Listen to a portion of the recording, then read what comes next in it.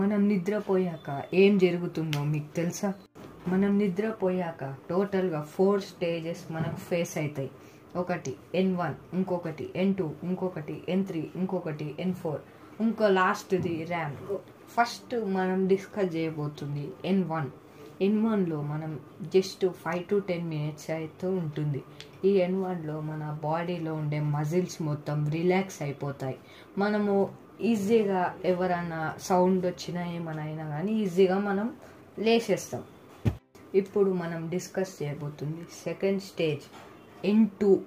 దీన్ని ఏమని పిలవచ్చు అంటే ట్రూ స్లీప్ అని పిలవచ్చు.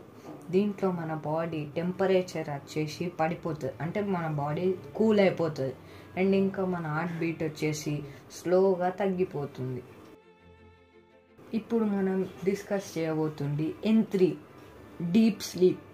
దీంట్లో మనం ఏం ఫీల్ కావచ్చు అంటే మన బ్లడ్ ప్రెషర్ వచ్చేసి మెల్లగా మంచిగా మారుతుంది. నార్మల్గా అయితే మన బ్లడ్ వచ్చేసి ఫాస్ట్గా వెళ్తుంది.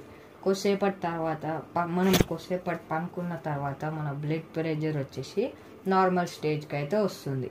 మనము ఈ స్టేజ్లోనే మంచిగా రిఫ్రెష్ అవుతాం. మనం నిన్న జరిగినవంతా కొంచెం అనవసరమైన మొత్తం మన మైండ్లోకి వెళ్ళి డిలీట్ అయిపోతుంది. ఇప్పుడు మనం డిస్కస్ చేయబోతుంది REM ర్యాపిడ్ ఐ మూమెంట్. దీన్ని డీప్ స్లీప్ అని కూడా అంటారు. దీంట్లో మన బ్రెయిన్ అనేది మనకు అనుకున్నప్పుడు కళలు వస్తాయి కదా, అది ఈ స్టేజ్. మన బ్రెయిన్ వచ్చేసి ఇక్కడికి వెళ్ళి ప్యారలైజ్ అయిపోయి మన కళలు ఏం జరుగుతుందనే దానిపైకి వెళ్ళిపోతుంది. ఒక్కొక్కసారి కళలు ఏమవుతుంటే మనం బయటికి కూడా అంటూ ఉంటాం. మన ఐస్ వచ్చేసి అటు ఇటు తిరుగుతూ ఉంటాయి. మన డ్రీమ్స్లో ఎక్కడైతే చూడాలనుకుంటామో మన ఐస్ కూడా రియల్ లైఫ్లో కూడా అటు వెళ్తాయి. దీన్నే డీప్ స్లీప్ అని అంటాం. ఇదే మన స్లీప్లో జరిగే లాస్ట్ స్టెప్. మళ్ళీ నెక్స్ట్ వీడియోలో మళ్ళీ కలుద్దాం. Until then bye.